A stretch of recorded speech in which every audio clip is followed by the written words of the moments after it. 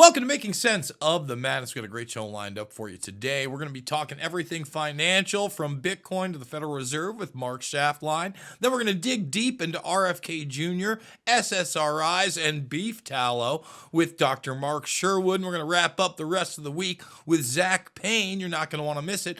Buckle up and get ready to make sense of the madness.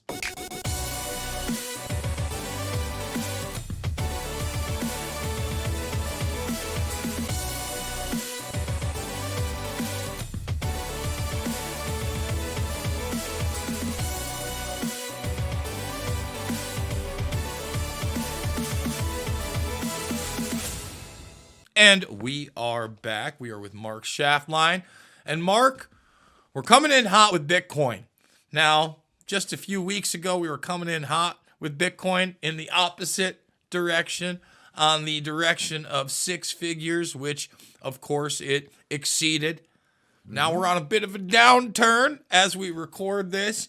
It's at the 86, maybe even 85 range. I saw it dip down to that earlier today. Just yesterday, we were in the high 90s. Shows you can take a 10 or so % hit like that. There's a good chance that we could see $70,000 Bitcoin, maybe even lower. Let me ask you something. Number one, where do you think it's going to go? And number two, are there really any other economic advancements right now with this administration, with the policies of the Federal Reserve, et cetera, that are going to affect this price? Or is this really, market whales, their decisions, maybe a little dicka-dicka-do insider trading going on? Don't say that. Oh, my goodness. You don't want to get the SEC involved, but let's be honest with ourselves. Manipulations of all markets are occurring. What are your thoughts on this? How low can it go? And do any other economic policies really matter in this case? Well, thank you for having me back, Jason. Yes, when we were talking about this a few weeks ago, I think it was trading between 100 and 105,000. And right now, this chart looks like a disease. I mean, it is ugly. And every chartist that I've looked at, and I've seen thousands of them, when people say, well, it looks like it might bottom at 70. When things go down that have risen sharply, they often correct much more than the analysts think they will.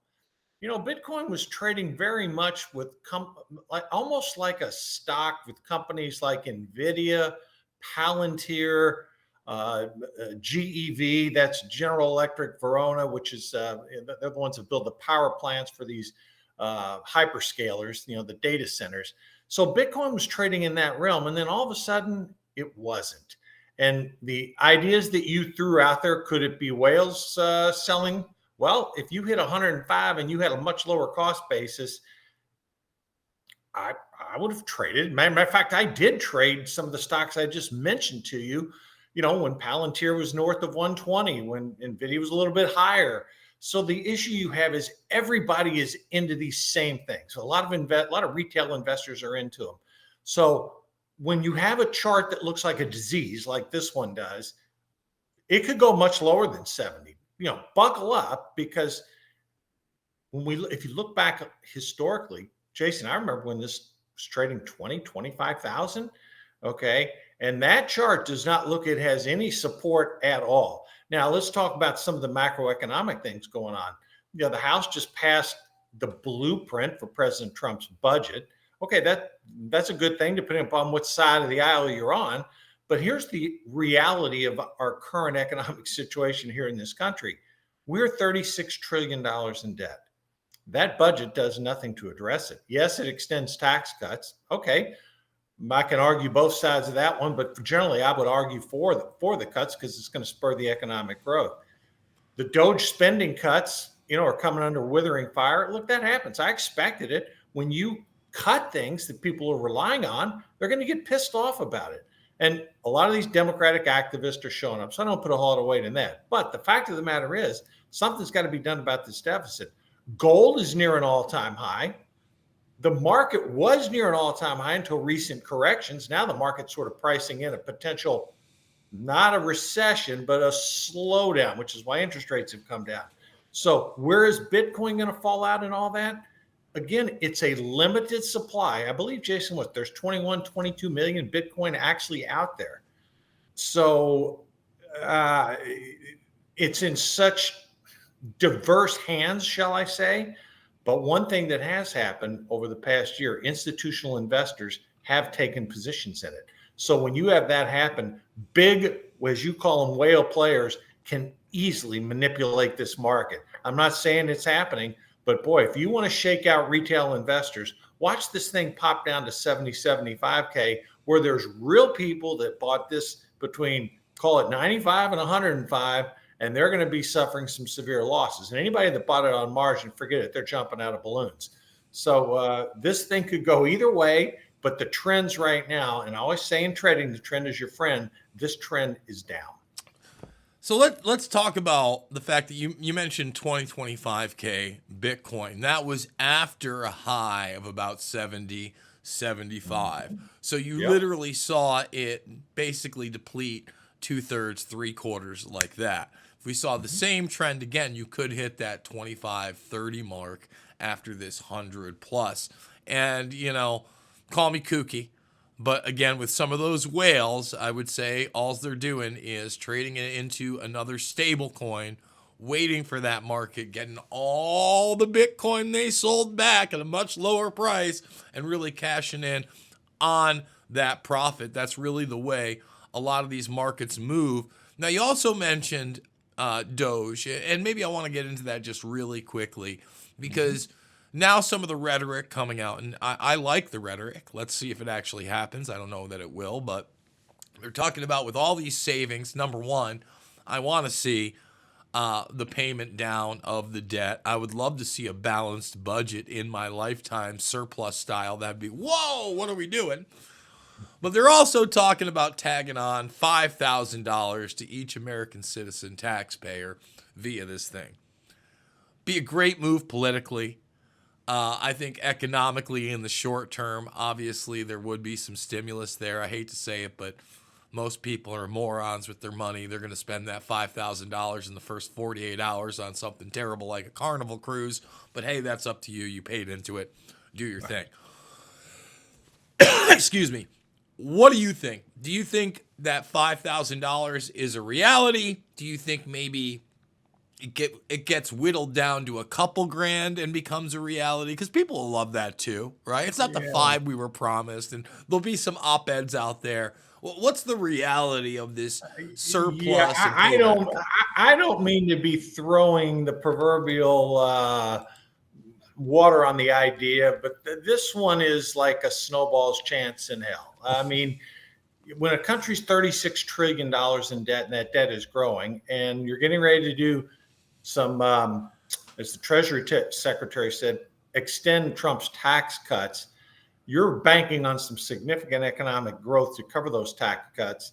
The fact that it makes a good soundbite, yes. Do I think the House or the Senate would pass that, given the deficit hawks that are in the House? Probably not. Again, like a lot of things happening right now, excuse me, a lot of stuff is being thrown against the wall to see what sticks.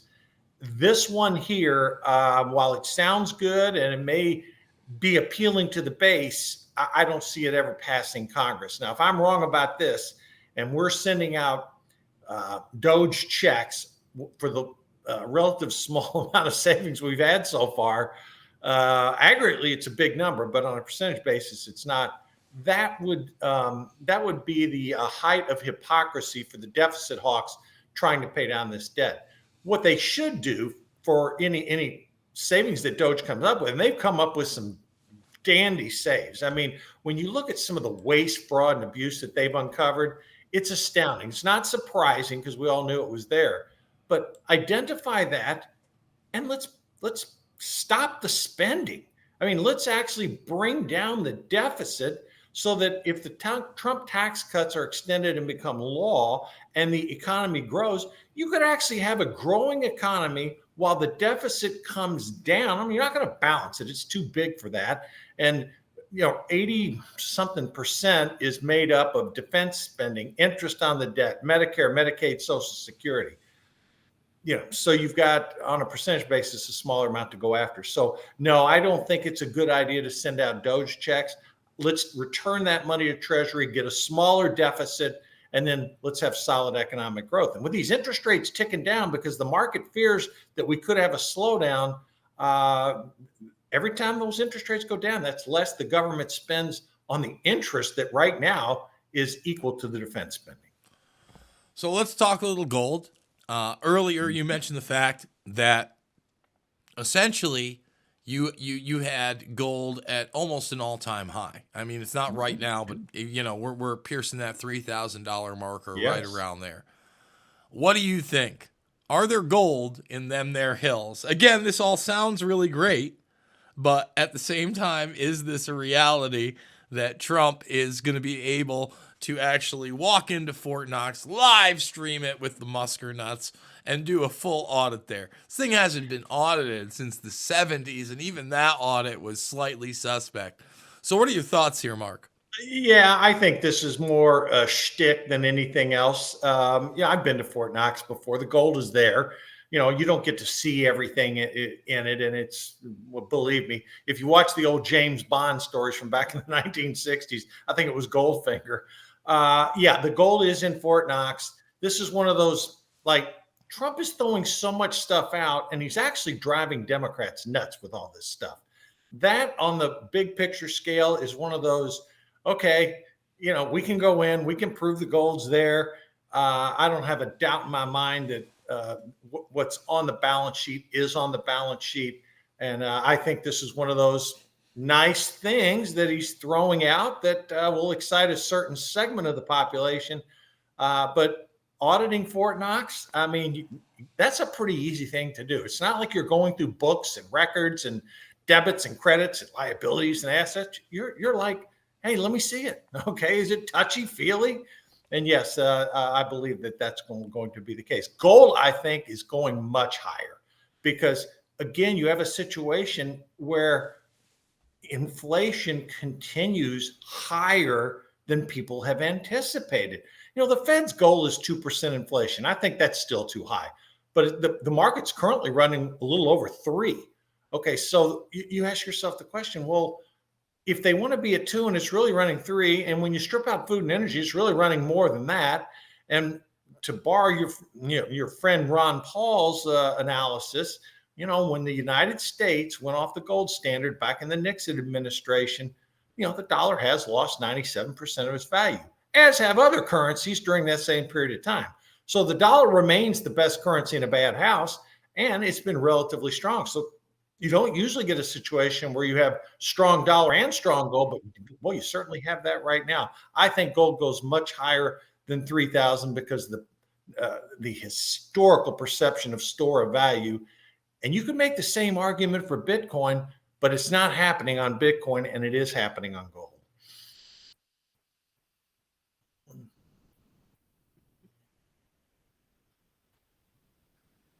Sorry about that, guys. I'm cutting out. My throat is terrible. I'm coughing all over the place here. We're trying to make it work. When we're talking about the Federal Reserve in particular, prior to the Trump administration, there were talks of cuts to rates. Those have kind of fallen by the wayside. We've had Powell out there arrogantly saying, prior to Trump getting in, that if he was asked to step down, he wouldn't. And he doesn't have to. It's a private operation. Mm-hmm. You mentioned Ron Paul. One of the things that's made me giddy like a schoolgirl is the idea that Ron Paul would get in there and be able to audit the Federal Reserve. Again, I don't know how realistic that is. Again, I want to believe. I want to believe in fairy tales and unicorns and leprechauns riding those unicorns into pots of gold that are back. Now, obviously with Fort Knox, like you said, either it's there or it's not. I'd say there might be a little bit of trickery there. There's been scandals in the past where we've sold some tungsten bars laced in gold to China. Just want to remind people we're not the most honest all the time. And with this audit, maybe not. But with the Federal Reserve, there are books, okay? Mm-hmm. Yeah. Lord knows what those books say. I'd imagine not the greatest. You don't think there's going to be an audit what do you think is going to happen with the Federal Reserve? Because obviously, economically, if things aren't going to the liking of this Trump administration, Trump's a mover and a shaker. He's going to try to do something. Are we going to see a public butting of the heads? Are we going to see movement on Wall Street? Are we going to see media narratives of economic depressions, recessions, etc.? What are your thoughts?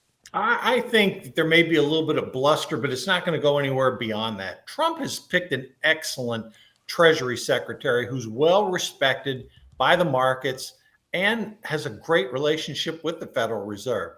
Now, look, there's been limited audits done on the Fed, but one thing I can share with you, there's a wealth of data about the Federal Reserve. When Jerome Powell gets up there and says we're an open book, excluding a handful of examples under emergency situations, you can pretty much see what the Federal Reserve is doing. As an example, their balance sheet peaked at about $9 trillion back in 2022.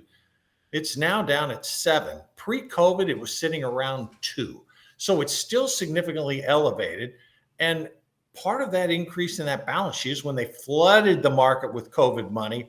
And obviously that was the precursor to inflation, but you have seen that balance sheet coming down. So do I think Trump is going to pick a fight with the Fed? I actually do not, because of the fact that Wall Street has such a significant respect for the job Jerome Powell has done in managing the money supply of this country. And I want to point out a couple other things too. All right. We're in a situation right now where the market itself has been pushing rates down. So we're in a situation right now where the 10-year note has come down significantly. That normally signals an economic slowdown. It's a perverse methodology, but if you think you're going to have an economic slowdown and these numbers start to soften a little bit, then Jerome Powell will reduce interest rates. So do you want to be sitting here rooting for a soft economy? Maybe not, but there are a lot of people on Wall Street that are, because they're viewing this dip that we've had as an opportunity to have interest rates reduced, because if you have a slowdown, then you will see a reduction in rates, and the markets are already pricing that in. So I think Trump may, instead of picking his battle, the street may be fighting it for him. And really what he needs to focus on, which is part of the theme we ran on the campaign, he's got the American people with him on core issues. And what do they want to see? He campaigned on no tax on tips, no tax on Social Security. Those things are in that budget bill passed by the House. So will they become law? We'll see. But if he continues to do what he promised, I think politically it's going to go well for him. 99.9% of Americans do not understand the Federal Reserve. So when you try to pick a fight and explain it, you're already losing. So I think he may bluster a little bit, but at the end of the day, he's going to get what he wants with the markets helping him versus him having to do something dramatic. Final question: when do those markets trickle down to lower prices for the American people, where we can actually see it at the gas pumps and the grocery stores? Well, on gas prices, it's really interesting. Oil hit under $70 a barrel earlier today. So as the supply increases, and if you see an economic slowdown in the US and or China, oil prices will come down. And oil is in everything. I mean, you can say what you want, but oil is a driver of the economy. The other thing that is a lot of people bitching and complaining about the tariffs.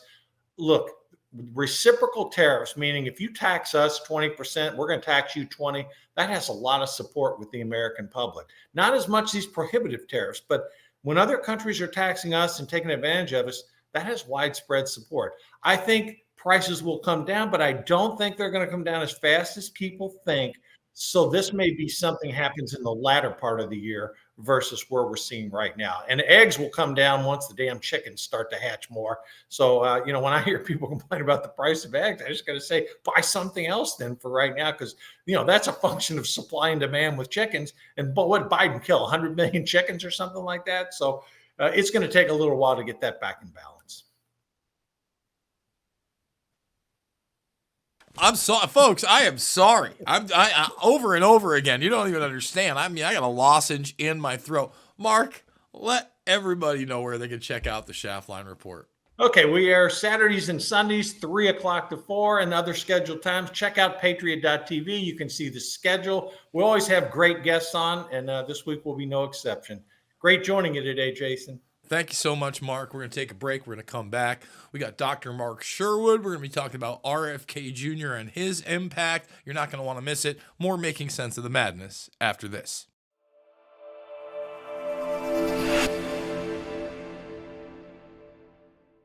What do a neurosurgeon, a country artist, and a television and radio host have in common? They all saw the writing on the wall. Big banks sharing your financial information with big government. Join them as owners in Old Glory Bank, the pro-America online bank that protects your privacy, security, and liberty. Invest today at own.oldglorybank.com.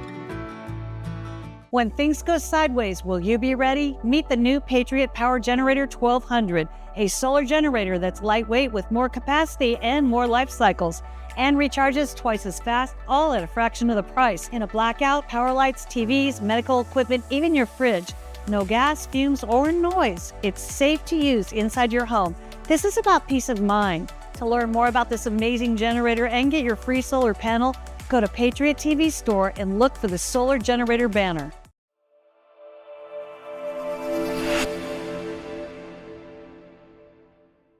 And we are back. We are now joined by Dr. Mark Sherwood and RFK Jr. making big moves, making me smile in a lot of ways. We got that confirmation.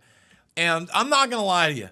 First of all, I've remained good. Let's keep those fingers crossed. Anything with the drive-through this year, we're almost 2 months down. Haven't done it. No BK, no McDonald's, nothing. However, now that I have seen the great Steak and Shake bend the knee to RFK Jr. and say they are going to use beef tallow. Now, let me just say this. Never been to a damn Steak and Shake in my life. The nieces go there.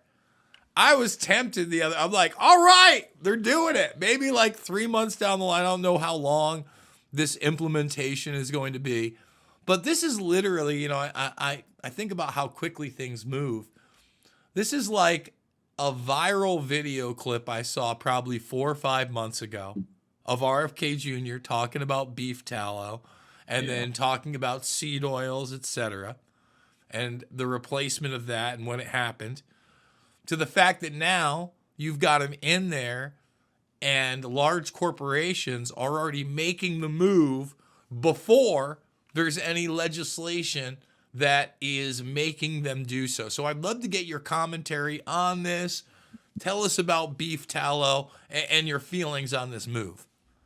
Well, obviously beef tallow is much more healthy than seed oils. I think we need to go right there. And beef tallow is the drippings of beef fat, and it's actually very healthy. So we can use this on our face as cream. You can use it in cooking and preparations like that. So I'm glad that Steak and Shake made the move.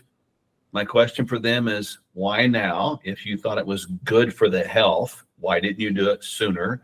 So obviously they did this because it's a nice adjustment. Good on them, but it's also meant to, don't fool yourself, increase the marketing, increase the attention. Well done. We're talking about you today, and it's going to increase their visit and their profitability.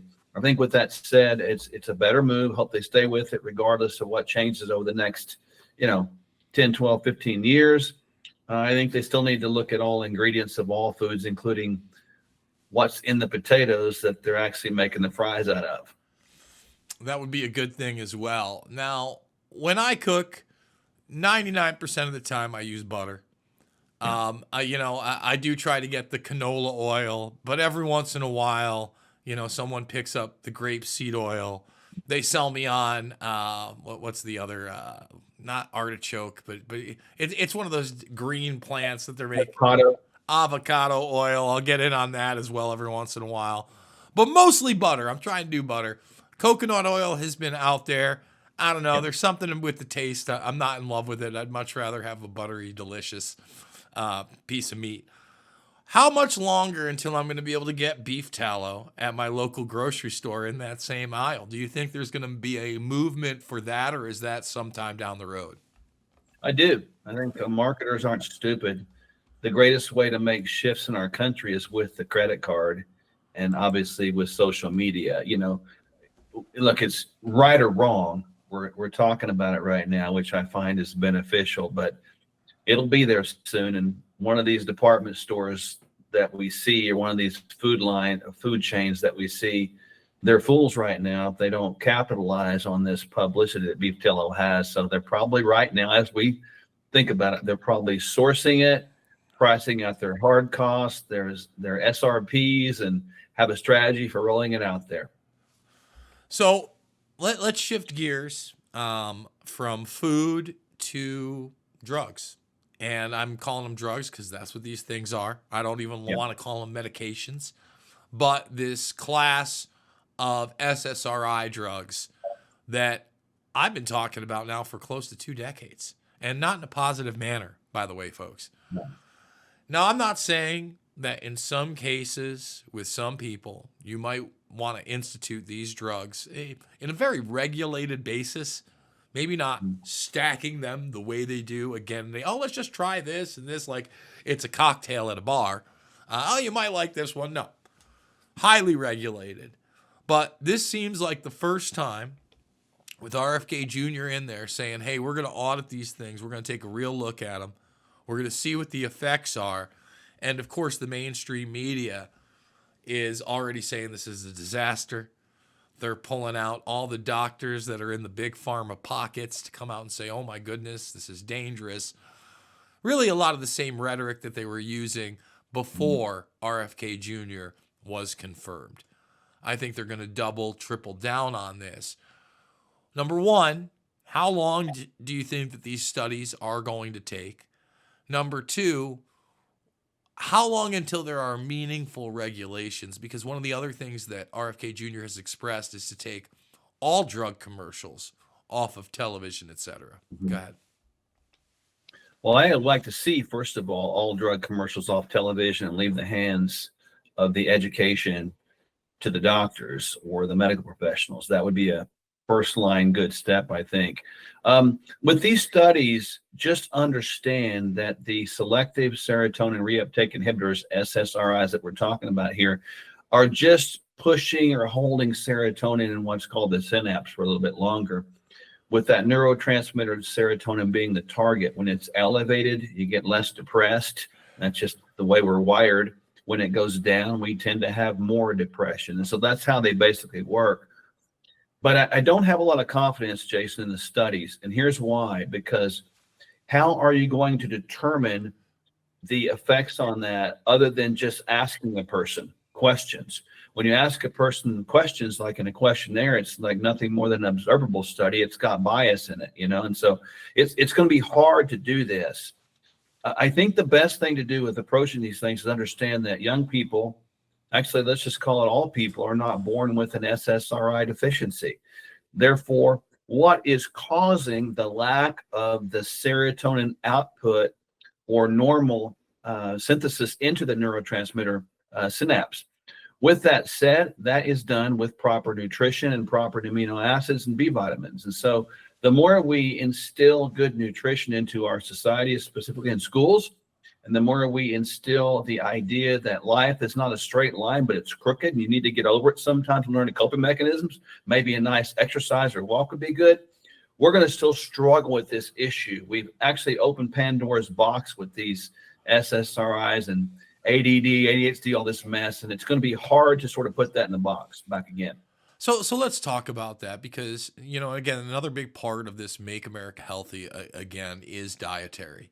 And yes. I think there are just so many people out there, we've kind of alluded to it in the beginning with the beef tallow and the fast food, that are always looking for the quick fix, the pill, the shot that is going to make them skinny. And now they've got that shot, by the way. Wasn't really available 5 years ago. I think this is kind of added to the mass psychosis that everything can be fixed with an injection or a pill or some type of a pharmaceutical. At the same time, the COVID 1984 nightmare really pushed a lot of people in the opposite direction, where they started realizing, hey, wait a minute, these industries, operations, etc., they may not have my best interests at heart. How do we move more into that arena where there is personal accountability and acceptance and putting people on the correct nutritional and exercise paths? You know, it's 50 degrees out here in the Midwest right now. It's gorgeous. Those walks are a coming. But there are still people that are extremely resistant to that. I can't wait till the sun is shining. Let me tell you, my dog doesn't let me off the hook when it isn't freezing outside. We're definitely going to go take that walk. But I'm glad that we do, because it's just as beneficial to me as it is to him. Yeah, I believe, Jason, we're in a place right now in history where I think reality needs to really set in firmly, because here's what I mean by that. As you mentioned correctly, we learned over time, because of cultural persuasion and, well, let's call it indoctrination, that there's a pill to fix your problems. Well, that's translated into every part of life. There's somebody else, including the government, there to fix your problems. The government should supply me with homes and phones and jobs and money and protection and all that stuff. We need to understand that the responsibility for self-care and even self-worth and even self-value and earning power is all really rest in each of us as human beings, as individuals, this great country. It is time to get that back. You know, I personally have told people I'm glad that RFK is in a place right now of HHS head. However, whether he's there or not, that does not transfer the responsibility of the government to take care of you and your health. That responsibility is yours and yours alone. And the choices that we have out there are available to choose good lifestyle habits, food, exercise, stress management, and rest, if we just want to. And I hope that our want to comes back along with our personal responsibility that we should own once again. Sherwood.tv is the website. What would you like to leave the audience with, and how can they support your work, good sir? You look, we're having great conversations now about health. For the first time in the last 2 decades, health and anti-drug messaging is really out there in the frontline media these days. I'm grateful, but let's don't fool ourselves. We got ourselves in a problem right now, and the best way to get ourselves out of a problem is to take personal responsibility, as I was saying, for our health. So every day you wake up, you should decide, regardless of what it says in the media or not, is you're going to eat well, move well, sleep well, de-stress well, and hang out with people that are going to lift you up and not tear you down. Dr. Mark Sherwood, thank you so much. We're going to take a quick break. When we come back, we got Zach Payne. You're not going to want to miss it. More Making Sense of the Madness after this.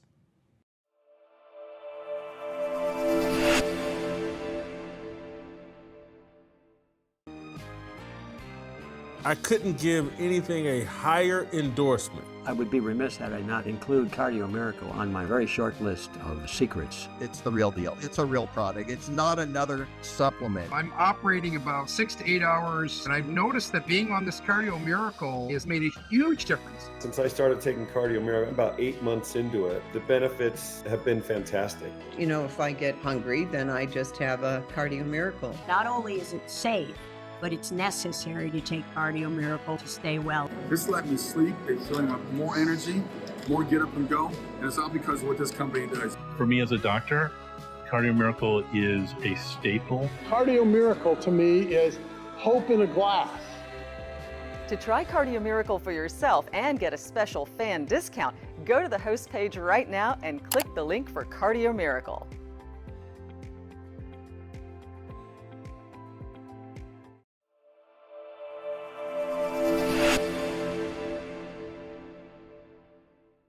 And we are back. We are joined by the man behind Red Pill 78 News. That's redpill78news.com. The man, the myth, the legend, Zach Payne.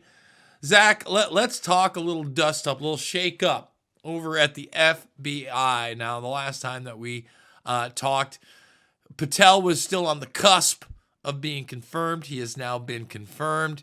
and they've brought in the Bonge. Dan Bongino, again, this wasn't in my on my bingo card, is going to be the deputy director of the FBI. Now, where I think this is a positive, don't get me wrong, there's some moments I think the Bonge is a bit of a blowhard, but he is an ex-New York City cop. He is ex-Secret Service. I've been in a line with a lot of what he said. He's been put on a large platform. He got the Rush Limbaugh spot, which was a huge spot in talk radio. And that's one of the aspects I like. I know he has an inbuilt audience that is going to be behind him no matter how difficult these decisions get in the FBI. But he was also the person that put out that list of Trump and supporters that included Alex Jones, that the FBI and the intelligence apparatus had targeted and basically designated as terrorists. Now, Jones recently got that FOIA that said he was a level 3 targeted terrorist. So this is encouraging, in my opinion. Give us your perspective on Bongino coming in and what you think the FBI is going to be doing in short order with the Justice Department. Yeah, I too find it to be very, very good for America overall, and even better for the FBI. And in terms of justice, I think that Dan Bongino is exactly what we need. You know, Kash Patel has a unique experience, having worked with Devin Nunes in Congress, uncovering all sorts of corruption, not only at the FBI, but across the federal government. He is well-versed in Spygate. Dan Bongino is also very well-versed in Spygate. And Dan Bongino had previously actually applied to the FBI, but was turned down. And I think that it probably had something to do with his podcasting career. So I think that if you wanted to have somebody in there as a number 2 to Kash that was going to go hard on corruption at the FBI and also going hard on corruption throughout the larger federal government, I don't know how you could pick somebody better than Dan Bongino. I mean, he's been talking about this stuff on a daily basis, maybe not in the exact same way that we have, but I mean, like, he's hit the highest level and important pieces that I think for the average American, many of them, it was difficult for them to absorb. You know, people like us, we knew, it's obvious, the FBI is corrupt. They were going after American citizens. They were going after political enemies. It's solved. Let's go ahead and take care of it. But there's a lot of people who perhaps needed to have that point driven home to them. And by now, I think that it's pretty much crystal clear. Now, also, interestingly enough, Dan Bongino is vaccine injured from the COVID-19 clot shot. And so that's another aspect of the lies that the government told that he is well versed in. If we're looking at potentially bringing criminal charges against different members of the federal government or perhaps pharmaceutical industry for the lies they told to the American people, for deaths, for lifelong disabilities and injuries, I think that Dan is also a very good candidate. And then let's also finally not forget his ownership stake in Rumble. Rumble has been a spectacular tool in the info war and helping to bring voices to the voiceless. Myself and many others were deleted from YouTube years ago. And if it wasn't for Rumble, we wouldn't have platforms in the same way that we do today. So I think there's a lot of good that Dan can do. And I know 100% that he's loyal to President Trump, and he will be loyal to Kash. Now, Patel has already kind of shaken up the FBI, already putting agents out into the field as promised, has not completely removed people from the building in D.C. just yet and made it a museum. Fingers crossed. What are some of the things that need to be done now that they've announced Bongino in the realm of criminal investigation and prosecution? That are going to be important not only to this administration, but to criminal accountability in the future? Well, there's a couple of key things, but one they actually announced yesterday was an investigation into James Comey for running an off-the-books honeypot operation, inserting 2 attractive female FBI agents into President Trump's 2015 campaign. That's already happening. So I think that that's a great place to start, because a lot of this corruption spreads out from James Comey. I mean, this is a network of people. beyond just James Comey. I think that you need to look at every single person who worked at the FBI or worked at the DOJ that was directly involved in Spygate and the attempts to subvert the election, to stop President Trump from becoming president. And then I also think with Cash's unique experience working with Devin Nunes in Congress, it would be great to go back to my good friend Nate Kane and his Uranium One whistleblower allegations. Not so much allegations. I mean, he worked at the FBI and he had the proof. I mean, he delivered the sauce to them. So the crimes committed by those involved with Uranium One, which include Hillary Clinton, which include James Comey, which include Robert Mueller. I mean, the list goes on and on. There is no shortage of people to investigate, indict, and prosecute. The problem with that is, in my opinion, I just don't necessarily know how you get a Hillary Clinton into prison. A James Comey would be phenomenal, but even that is a huge name. Robert Mueller, I don't know that he's going anywhere. I think that you would get public pressure maybe on somebody like a Robert Mueller if you release the 9/11 documents.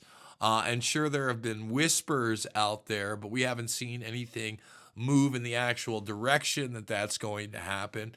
At the same time, we seem to have like this battle now about the declassification of the MLK, RFK, JFK, and quote unquote Epstein files between Bondi and this other woman. Where do you see that moving? How quickly will we start getting documentation, or at least being told that we're on the path to getting that documentation? I mean, I anticipate it to be coming at any moment. You know, I think the last thing that Cash would want to do is to come into an FBI that's hostile towards him, that is filled with people that he can't trust, and then say, go get me the most sensitive and explosive things that I know the public wants to see, and then bring it to me. Because there's a good chance that they might fall into a shredder on the way to see him, or perhaps they might just get bleach bitted. So what we're seeing is very similar to what President Trump has done so far in this first month.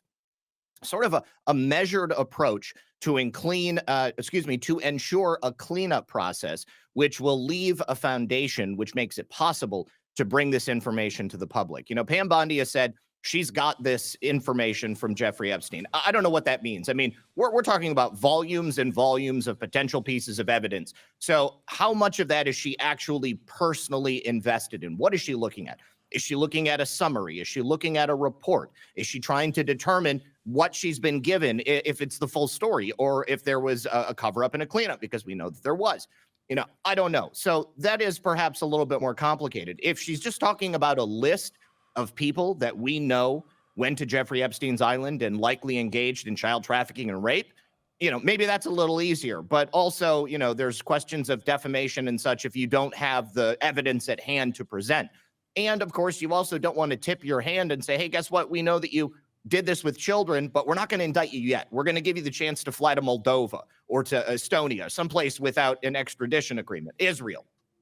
But anyways, I think that this information is going to come out soon. When it comes to JFK, MLK, RFK, there was a timeline on identifying if there was additional information. And the FBI, they did that.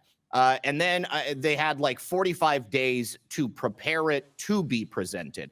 And there's always these kind of annoying milestones, these guideposts that they put forward, like, okay, first you have to see if there's anything. Then you have to figure out what it is. Then you got to put it together. Then you got to write a report. The bureaucracy kills me in Washington, D.C. But, I mean, you have to have it organized, don't you, Jason? I mean, if you just did an info dump on the internet, you know, some random website on the FBI's homepage that wasn't clearly marked or wasn't identified with, like, you know, subheadings and footnotes, then it would be really easy for that stuff to fall through the cracks. I mean, I want it to come out. I want it to come out now.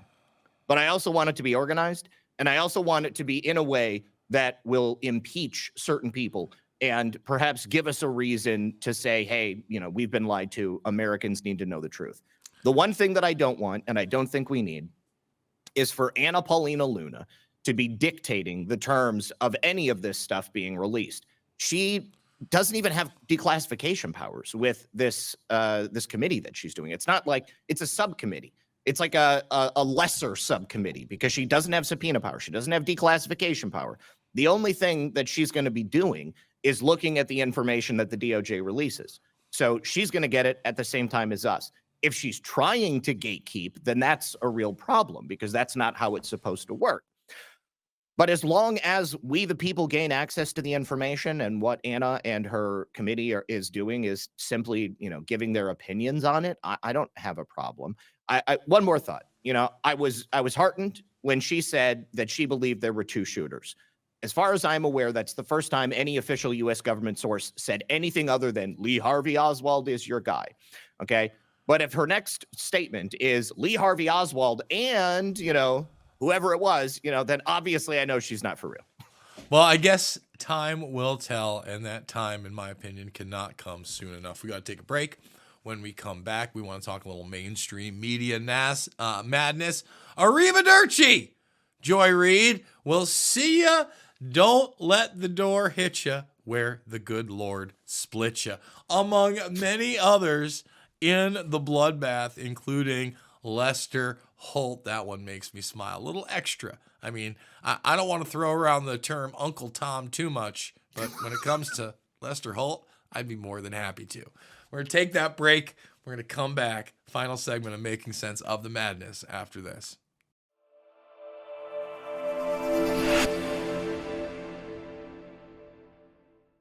Attention American business owners. Big or small, your company deserves to be seen, and Patriot TV is here to help. We're proud to support American-owned businesses by offering a free listing of your company on Patriot TV Store. That's right, no cost, just visibility to millions of loyal viewers who want to support American businesses like yours.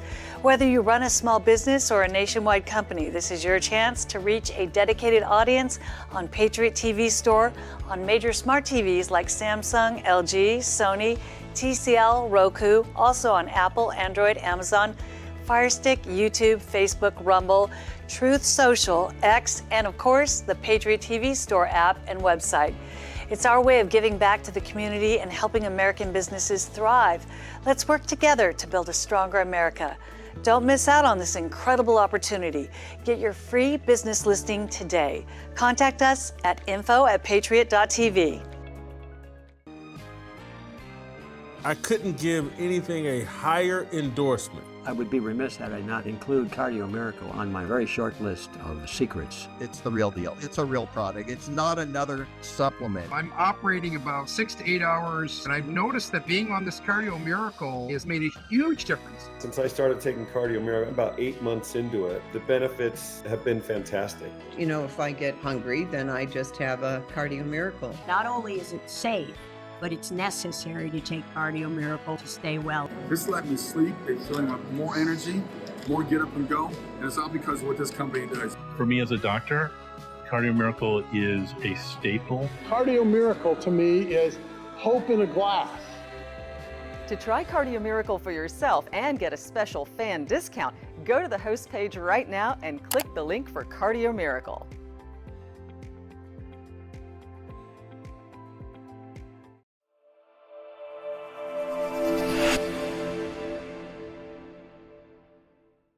And we are back with Zach Payne.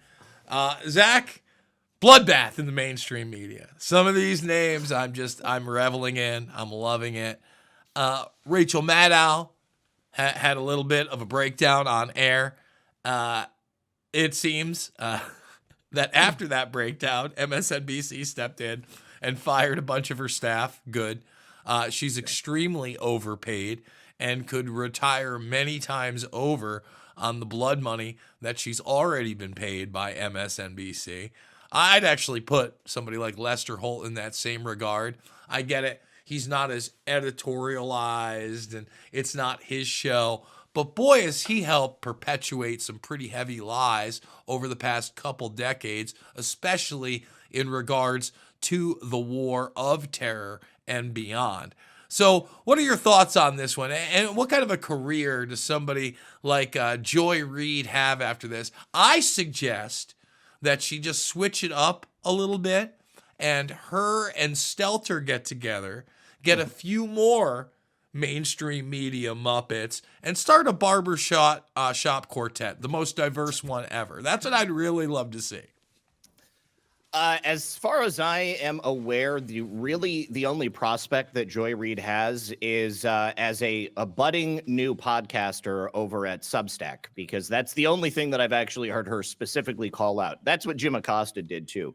You know, if I had to pick one piece of this story, Jason, that was my favorite, and believe me, there were many, it was the fact that Joy Reid and her staff learned of her show's cancellation from a leak that was made to the New York Times. And then they had to call the big brass at MSNBC and say, what the heck is going on? We don't have a show anymore. And they arranged this emergency Zoom meeting. And they were all told that, yeah, that's actually true. You're all actually fired effective immediately. But you're welcome to apply for other jobs at MSNBC. We can't guarantee you that you're going to get a job, but you're welcome to join the newly competitive and meritorious pool of other applicants that we're considering over here at MSDNC. And I also have to say, it was really, really sweet to watch Joy Reid utterly break down and try to justify herself and her product to the audience as she held her face in her hands and sobbed like a baby.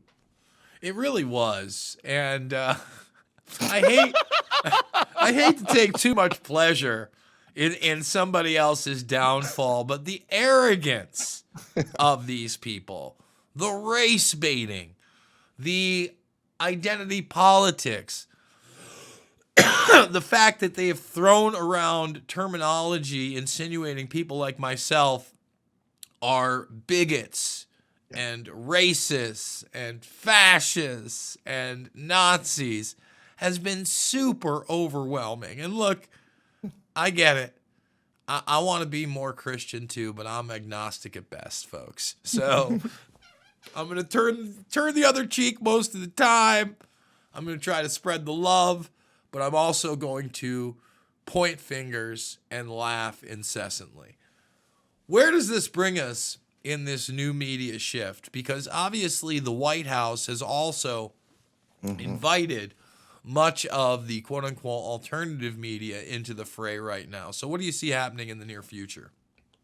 I see myself in that White House press briefing room thanking Caroline Leavitt for the opportunity and President Trump for saving America. No, for real, though, I have put my application in. It would be the honor of a lifetime to be able to do that. I really see a shifting wind in the media landscape here in the United States. I mean, the mainstream propaganda, fake news media has been collapsing for a very long time. And right now, we're quite literally watching their implosion. Their audiences have left. The funding has dried up with the closure of USAID. People are not willing to spend millions of dollars for hack talent like Joy Reid and Rachel Maddow. And so as a result, they're either going to have to evolve or they're going to die. And if they die, it's perfectly comfortable with me. And, you know, who knows? Places like CBS, they might just lose their broadcast license altogether. And that means that there is going to be more room in that White House press briefing room for people like us to ask the real questions, to talk about the things that are truly plaguing the hearts of Americans. Because people like the mainstream media talking heads that we've talked about, they're insulated from the average daily troubles of the American people. They don't have to deal with those things. They don't care about illegal immigration and invading criminal aliens because they're simply just not touched by it. You know, they're surrounded by bodyguards. They have other people do their shopping for them. You know, they get a ride to work. I would be very, very surprised if they had to clean their own townhomes. Most of these people don't know what it's like to try to scrimp and save and scrape by as you're being slandered by people like Joy Reid or people like Rachel Maddow, having your entire life and your livelihood ripped away from you simply because you're trying to tell the truth. I don't think that Joy Reid and Rachel Maddow have told the truth one day in their life. And I am Christian, and I generally try not to take pleasure in the downfall of people, but it couldn't have happened to any greater people as far as I'm concerned. In these last couple of minutes, where do you think the peace process with Ukraine and Russia is likely to be in the next couple of weeks? We've seen Zelensky go from, totally incoherent, refusing meetings, lying about meetings, talking about $100 billion that he didn't receive, to bending the knee somewhat. We've seen the normalization of the process of Trump's people speaking with Putin's people. Do you think a deal actually gets done in the next couple of weeks? And can we see a true de-escalation and agreement there in this first year of the Trump presidency? I absolutely think we will. And although Zelensky has been a little bit bipolar, I think that probably has more than a little bit to do with his cocaine habit. He and Ukraine have officially accepted that mineral extraction deal that President Trump wanted as part of the peace process. And I just read this morning that he's actually preparing to fly to the United States to sign that agreement. So I think that we are going to have a total ceasefire, peace on the ground, and an end to the hostilities probably within the next month. I mean, it seems like it's going to be right around the corner, but I know that there's going to have to be a lot that gets wound down there. And then, of course, we also have to put the European nations in their place as well. But if they're too busy paying for their own obligations to NATO, then they're no longer going to be able to afford any troops on the ground or any aid or any comfort that they're giving to Ukraine at this time. So I think we're in a good position. RedPill78news.com is the website. Zach Payne is our guest. Love having him. Folks, you know the drill over here. It is not about left or right to this guy. It is always about right and wrong. I absolutely love you guys, and we will see you on the flip side.